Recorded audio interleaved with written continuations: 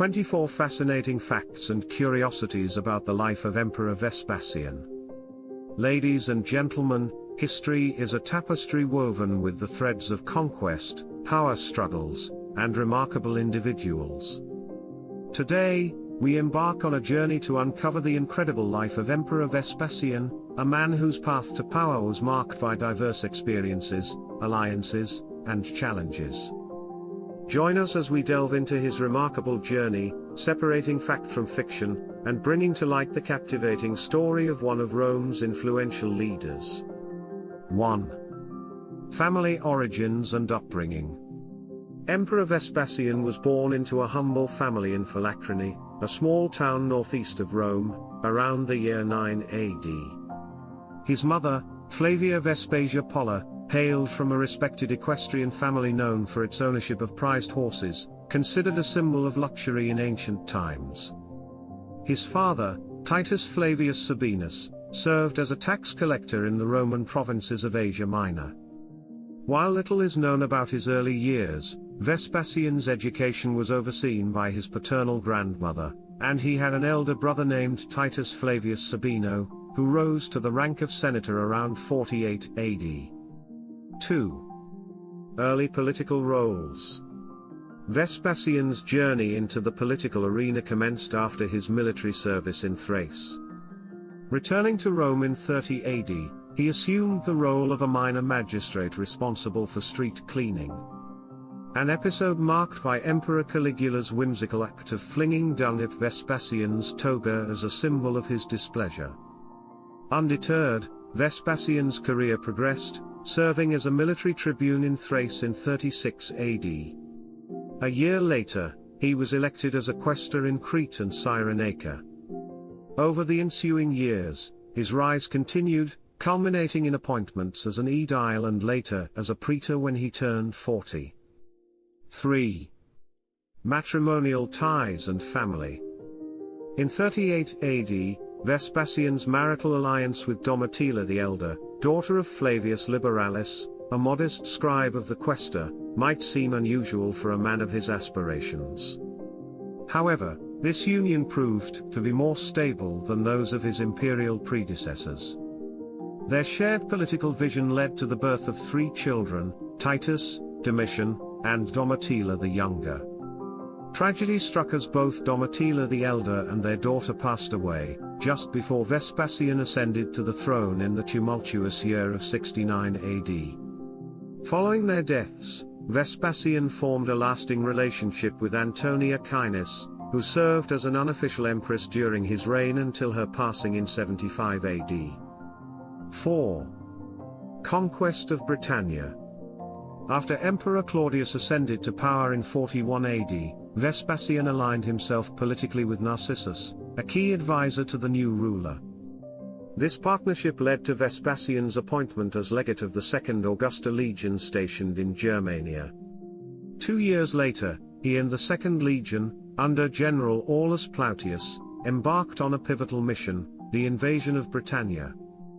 Through challenging battles on the rivers Medway and Thames, Vespasian secured the southern ports, the tin mines, and established a stronghold in Exeter, transforming the Britannic landscape. 5. Clash with Agrippina. Vespasian's triumphs as legate earned him accolades and a consulship in 51 AD. Yet, a clash with Agrippina, Emperor Claudius's wife, resulted in his temporary retreat from public life. It was not until 63 AD that Vespasian returned to prominence as the governor of Africa, where he recovered from injuries sustained in Britain. This hiatus allowed him to heal and regain his political standing, setting the stage for his future successes. 6. Financial struggles. Vespasian's tenure in Africa remains less documented, yet it is evident that he refused to exploit his position for personal gain, choosing integrity over corruption. Striving to repay debts, he mortgaged his assets to his brother and ventured into the trade of mules, earning the moniker muleo or mule trader. This commitment to honor and perseverance through financial challenges showcased Vespasian's character. 7. Conflicts with Nero. Throughout his life, Vespasian experienced occasional clashes with the emperors he served, often due to trivial matters that distanced him from the centers of power. After his return from Africa, Nero's favor waned due to an incident where Vespasian fell asleep during one of Nero's lyre recitals in Greece. However, this estrangement was short-lived, as Nero called upon Vespasian to suppress a Jewish revolt. 8. The Jewish Rebellion. With the annexation of Judea into the Roman Empire in 6 AD, tensions simmered and the theocratic movement of the Zealots emerged. Led by figures like Judas the Galilean, they aimed to free the Jewish people from Roman dominance. Initially non-violent, circumstances escalated into conflict due to Roman extortions and local Greek hostilities. As tensions reached a tipping point, Vespasian would play a pivotal role in quelling this rebellion. 9. Vespasian's legions. Amidst mounting conflicts across the Middle East, the 12th Fulminata Legion, led by Gaius Cestius Gallus, suffered defeat in the Battle of Beth Oron, and Herod Agrippa II met a tragic end. These events prompted Emperor Nero to put aside his differences with Vespasian and assign him the task of restoring peace. Vespasian commanded 2 legions, reinforced by cavalry and auxiliary cohorts, including the beleaguered 12th Fulminata, and another under the leadership of his eldest son, Titus. 10. The Fall of Jericho. As the conflicts escalated, Vespasian captured Flavius Josephus, a leader of the Jewish resistance during the siege of Yotapatar. Years later, Josephus would pen his account of these events in Greek. According to his narrative, Vespasian's forces destroyed Jericho on June 21, 68 AD. In an audacious experiment, a group of captives was chained and thrown into the Dead Sea to test its famed buoyancy. Tragically, the captives resurfaced only to meet their demise through drowning. Vespasian's 4 legions, comprising around 70,000 men led by both him and his son, temporarily subdued Jewish resistance in the north in 68 AD. However, this was not the end of the rebellion, as subsequent uprisings continued until the fall of Jerusalem in 70 AD, under the command of Vespasian's son, Titus. 11. The Roman Messiah. While many Christians associate Jesus as the Messiah in Judeo-Christian tradition, it's essential to note that in 69 AD, the figure of the Messiah bore a distinct meaning. For the Jewish populace, the Messiah was perceived as a king destined to rule over the Jewish people, a role Jesus of Nazareth did not fulfill. According to the perspective of Flavius Josephus, the Messiah was prophesied to ascend as a leader when Jerusalem and the Second Temple were taken. Given Vespasian's successful capture of Jerusalem, Josephus interpreted this event as a fulfillment of the messianic prophecy, aligning with Vespasian's claim to the throne. 12. The Roman Pharaoh. Not content with the title of Messiah, Vespasian sought further recognition of his authority as a pharaoh in Egypt. His journey led him to the Serapis Temple, where, as the story goes, he experienced a vision and performed healings. Vespasian's status as Emperor of Rome was officially recognized in Alexandria on July 1, 69 AD, by Tiberius Julius Alexander, the prefect of Egypt. This acknowledgement was crucial in securing control over Egypt, a key source of grain for the Roman Empire, during a period of renewed civil war in Rome. 13. The Year of the 4 Emperors. Even as Vespasian and Titus engaged in the Jewish rebellion, another conflict erupted in Rome. It was initiated by Gaius Julius Vindex, the governor of Gallia Lugdunensis, who supported the rise of Servius Sulpicius Galba, governor of Hispania Tarraconensis. This rebellion saw the defeat of Nero's forces by those of Galba, leading Nero to take his own life. Galba's reign, however, proved short-lived due to his erratic behavior, echoing Nero's downfall. Amidst this turmoil, two contenders emerged for the throne, the imperial legate Vitellius, supported by the Germanic legions, and the senator Otho, who bribed the Praetorian Guard to assassinate Galba. 14. The First Battle of Cremona. The First Battle of Cremona, also known as the First Battle of Bedriacum, marked a major conflict in the Year of the Four Emperors. Fought near Cremona in Lombardy, Italy, this battle saw approximately 50,000 legionaries under Otho's command against 70,000 soldiers loyal to Vitellius. Notable commanders included Suetonius Paulinus, Lucius Fabius Silo, Flavius Valens, and Caecina Alienus. The engagement resulted in the deaths of around 40,000 soldiers from both sides, culminating in Otho's defeat. Faced with an outnumbered and devastated force, Otho took his own life to prevent further bloodshed. 15. Forging new alliances. Rather than immediately attacking Rome, Vespasian took time to form strategic alliances with various military leaders, including Galba's supporters. Among these were Gaius Licinius Mucianus, governor of Syria and commander of 3 legions, and Tiberius Alexander, prefect of Egypt and commander of Alexandria's legions.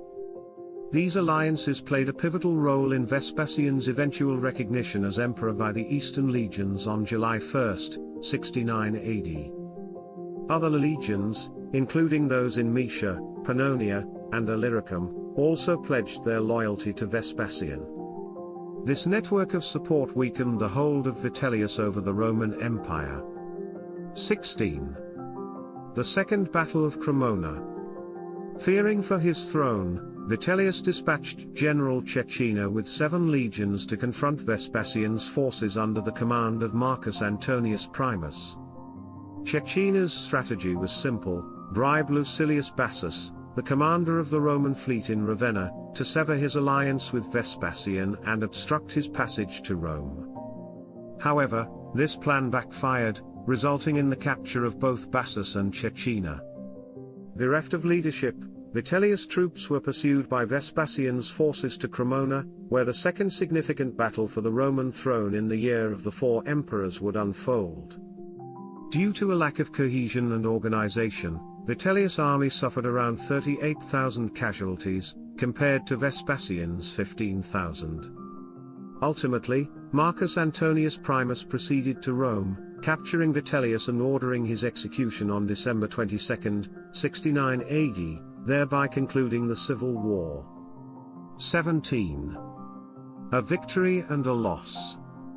The triumph of Marcus Antonius Primus carried an unexpected consequence.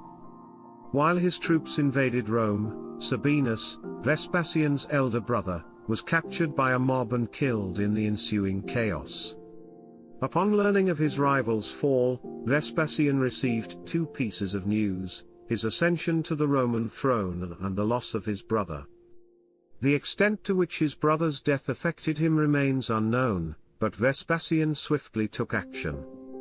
He sent urgently needed grain supplies to Rome and repealed the death penalty for cases of treason, aiming to reconcile with survivors from the defeated army. Although he did not execute them, loyalists of Vitellius were dismissed or faced punishment for their role in the war. 18. The urine tax. While Vespasian had pledged to repeal Nero's laws, he chose to retain a law known as vectigul urini, which levied a tax on public urinals. Citizens were taxed each time they used public toilets for urination.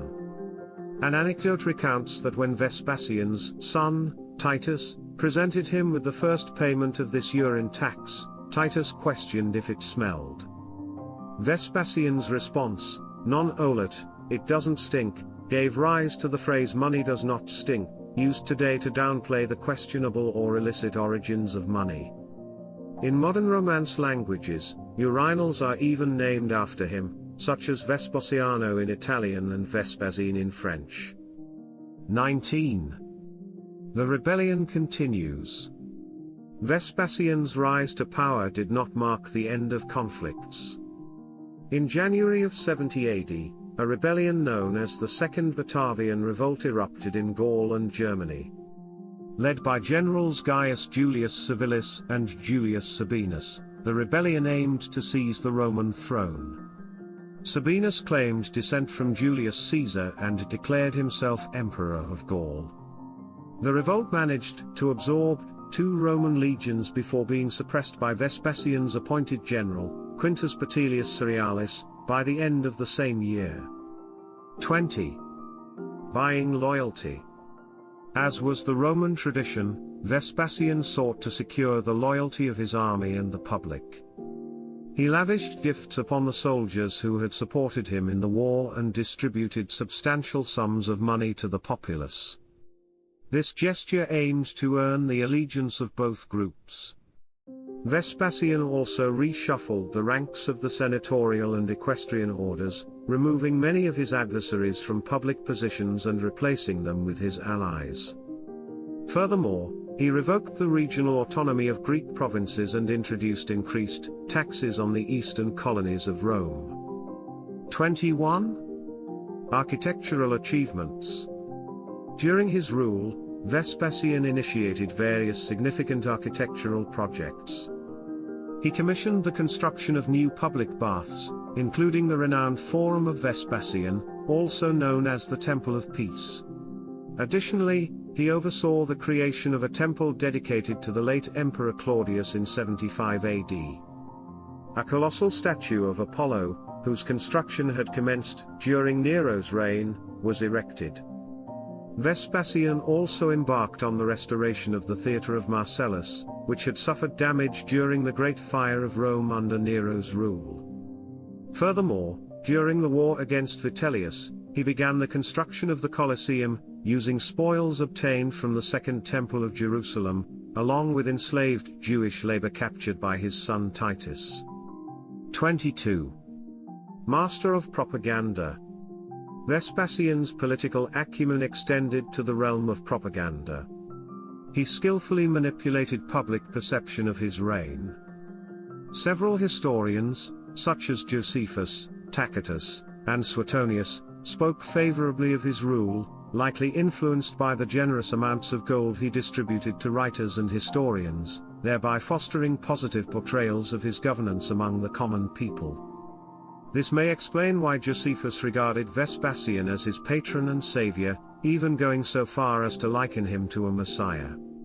Despite the fact that both Vespasian and his son Titus were responsible for the deaths of many of their own people, this manipulation of historical narratives persisted. Suetonius attested that Vespasian bore with patience the frank language of his friends, the jests of lawyers, and the insolence of philosophers, despite the fact that he did threaten to kill and exile philosophers who disapproved of him. 23. Pursuit of critics. Vespasian's administration faced 2 prominent critics during his reign, writer Vibius Priscus and philosopher Demetrius. Vespasian had Priscus executed due to his repeated insults. As for Demetrius, he was exiled to an island. Upon learning that Demetrius continued to criticize him even in exile, Vespasian sent the following message to the philosopher: "You are doing your utmost to make me kill you, but I do not kill a barking dog." 24. An emperor must die standing. During a campaign, Vespasian fell ill with a stomach ailment, compelling him to return to Rome immediately. He retreated to a villa he owned in Riete, where he spent summers when not engaged in military campaigns. Anticipating his ailment would improve in the tranquility of the countryside, his condition worsened instead. The illness progressed until he finally succumbed to dysentery on June 23, 79 AD, at the age of 69. According to Suetonius, his last words were, "An emperor ought to die standing." While struggling to rise with the assistance of his servants, he was succeeded on the throne by his sons Titus and Domitian. Ladies and gentlemen, we conclude our journey through the extraordinary life of Emperor Vespasian.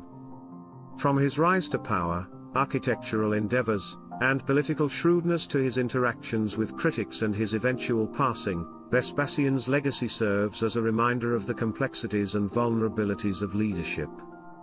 Let us remember the lessons of history, and the transient nature of power.